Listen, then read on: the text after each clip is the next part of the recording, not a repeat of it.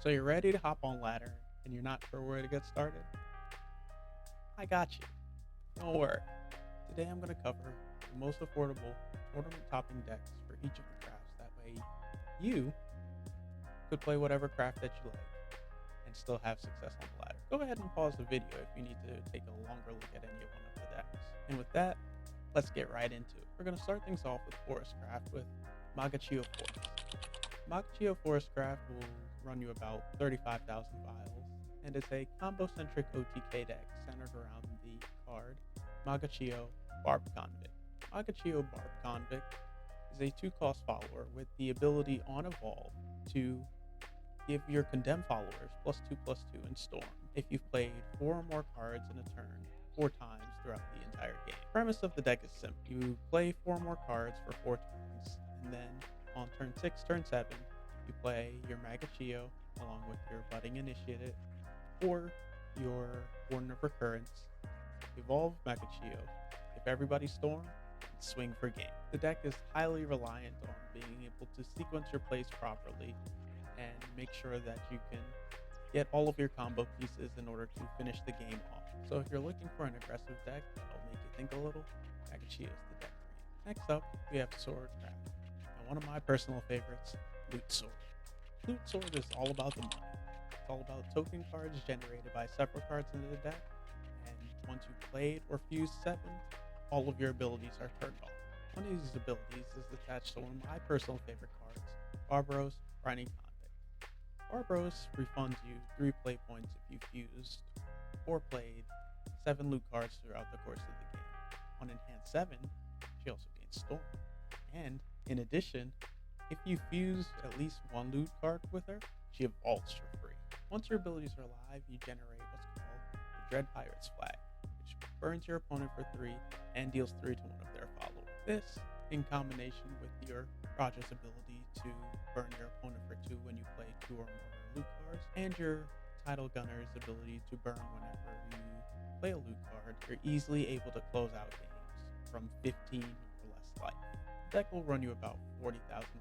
If you like pirates, or you're just looking to burn your opponent per game, you're gonna love this. Next up, if you like magic, or you like big bulky golems, I got a deck for you too. It's called Golem Rune. Golem Rune is a defensive deck that'll focus around playing multiple clay golems and having a big payoff at the end. Golem Rune will cost you about 35,000 vials and is centered around Golem Lord. Golem Lord's ability is, at the end of turn, it burns your opponent equal to the number of clay golems that you played throughout the course of the game. Plan is, you play a bunch of clay golems, make sure Golem Lord's dealing the max amount of damage, that way you can deal tons of damage at the end of turn. Included in that, you're going to be using your golem generating spells to spell boost your air, that way she can resurrect a previously destroyed Golem Lord, that way you're getting 2 end of turn triggers with Golem. Once you do that, you're chilled in. Let Golem Lord take care of all the rest. Resource manipulation is the name of the game, and then hiding behind a big bulky golem, and he's never gonna let you in. I know it's taken a while, but we still gotta show some love to them dragon lovers. And so for Dragoncraft, we got Buff Dragon. Buff Dragon, just like the name says, is all about beefing up the defense of the cards in your deck, and once they reach certain defense thresholds, they get bigger payoffs. And the biggest payoff that the deck has is good old Coach Joe. Coach Joe has a fanfare ability. If you have 20 or more defense amongst the followers on your field, he deals 5 damage to your opponent and all of their followers. Then, if he has 11 defense on his own, he deals an additional 7 to your opponent. On evolve, of course. So a majority of what the deck is doing is putting cards back into your deck. That way, your abilities can buff them up. That way they can hit their thresholds, you get your payoff, and you win the game with Joe. If Joe isn't enough, you still have your Dragonborn Striker, which comes in with Storm and evolves if you hit the threshold of 5 defense or more to finish off any last-minute straggling life that your opponent has left. On average, the deck will cost you about 32,000 vials, but I think it's worth it to deal all that damage with Joe and have those big bodies to back him. If you're feeling like a Necromancer, or you just like sacrificing your own unit, the Snatch deck is right up your ass. This one right here is called Last Word Shadow. Last Word Shadow will run you about 40,000 piles. You can make it a little bit cheaper if you pick up the temporary deck that they give out with the Resurgent Legends temporary ticket.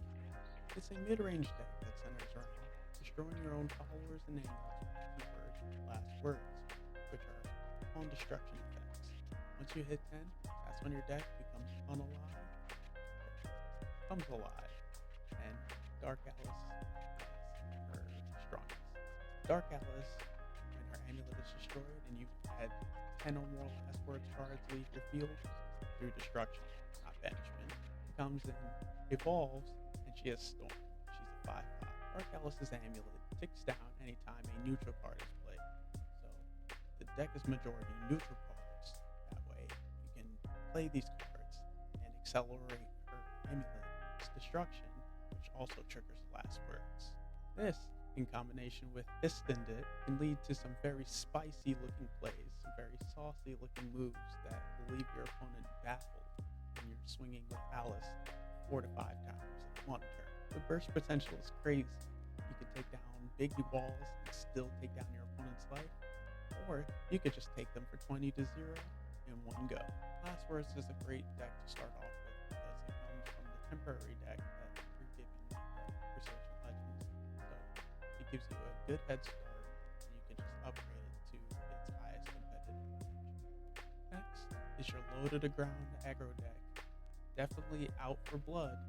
We have Wrath Blood. You can see the deck itself has no cards over the cost of 4. Which means games are supposed to go super quick. You either die really fast or you win really fast. The whole idea behind Wrath Blood is to deal yourself damage 7 times throughout the course of the game, however short that may be, and then you get the maximum benefit of all of your cards. Some effects heal you, some effects will deal with your opponent's board, some effects will burn your opponent, but what you're really looking to turn on is Hedon. Once Wrath is active, Hedon will destroy all of your opponent's followers when she evolves, and she gains Storm, and she's a 6/4. In addition to that, you have Galone, whose effect on play will deal 6 damage.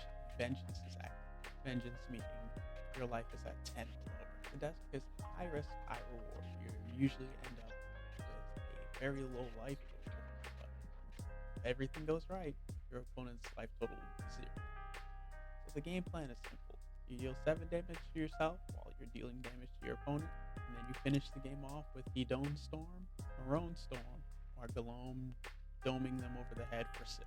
Wrath is definitely the most aggressive of most of the Shadowverse decks, but aggro is never going to go away and it's always going to be better. If Buff Dragon wasn't really your thing, but you still think that best offense is a great defense, this next deck is for you. This deck is what we call Heal. It's all about making sure that you stay at 20 life as long as possible.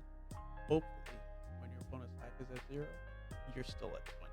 The deck's main cornerstone is Illuvia. Illuvia, on Evolve, gives your leader the ability that every time you heal, all of your followers get +1/+1. So, as you can imagine, it being called Heal Haven, you're going to be doing a lot of healing and a lot of follower buffing. Then beating your opponent with a big shield. They're dealing you damage, but you're just shaking it off like it wasn't even there. Your followers get bigger and bigger and bigger, and every time they get bigger, they get harder to remove. Oftentimes, you'll end up with followers that are so big that your opponent just can't get rid of them. And if that follower sticks around into your next turn, it only gets worse from there. And finally, you have a finisher in Jean Worldwalker. When Jean Worldwalker enters the field, she recovers you 4 play points. Then, if you play 2 followers after that, or if you play 3 followers this turn, she evolves. She becomes a 5/5 and deals 5 damage to all of your opponent's followers. And she has Storm and the on-attack effect to evolve all of your Havencraft followers and protect them from any effect damage. I know this is supposed to be called the most affordable decks for every craft, but Heal Haven is still on the expensive side of things, running you about 60,000 gems. But Havencraft in and of itself is usually a pretty expensive craft. Just like that. And now we've reached the end. For your final deck, we have Artifact Portal. Artifact Portal is a very technical control deck centered around shuffling artifacts into your deck, pulling them out, and then playing them in rapid succession to deal a multitude of damage over a short amount of time. One of the deck's key pieces is Ritaria, Divine Mother. She comes in as an amulet with a countdown of 10, but every time you play an artifact, it takes it down by 1 and gives the artifact a rush. With all your artifacts having a rush, you're able to control your opponent's board. That way you can stave off any damage that could potentially lead to your downfall. Once her countdown reaches 0, she comes into play as a 7/7 with the same effect to give your artifact rush when they enter the field, but they also get ward as well. You combine this with Electric Rhino, who, when he's added to your hand, or when he's in your hand, reduces the play cost by 1 for every artifact that's destroyed. Then, on Fanfare, he shuffles 3 Rhinos into your deck that are 1 cost. Those Rhinos are 1/3/2s, and when they enter the field, they deal 3 damage to your opponent, and with last words, you add 3 more back into the deck. So you're continuously cycling these Rhinos, dealing 3 damage every time they enter the field. When they leave the field, they put more into the deck for you to pull out later. Artifact Portal will run you about 45,000 vials, but it's another one of those temporary decks that you get for playing Resurgent Legends, so you can still make it a little more cost efficient. If you want me to do an in-depth video on any of the decks that were previously listed, leave a comment down below. I promise you I'll get to it. And with that, you guys are ready to take on the ladder. Good luck, and I'll see you on there. Don't forget to like, comment, and subscribe. See you guys in the next video. Peace.